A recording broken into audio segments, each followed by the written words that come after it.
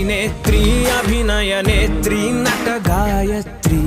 మనసారా నిను కీర్తించి పులకించినది ఈ జనధాత్రి నిండుగా ఉందిలే దుర్గ దీవెనం ఉందిలే జన్మకో దైవ కారణం నువ్వుగా వెలిగే ప్రతిభాగుణం ఆ నటరాజుకు స్త్రీ రూపం కళకే అంకితం నీ కణకణం వెండి తెరకెన్నడో ఉందిలే రుణం పేరుతో పాటుగా అమ్మనే పదం నీకే దొరికిన సౌభాగ్యం మహానటి